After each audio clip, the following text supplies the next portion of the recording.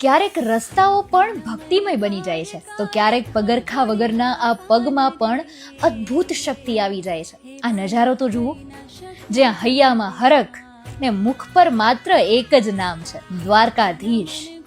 જ્યારે ભક્તિનો સાગર ગુગવવા માંડે ત્યારે રસ્તાઓ રસ્તા નથી રહેતા, પણ પરમાત્મા સુધી પહોંચવાની કેડી બની જાય છે.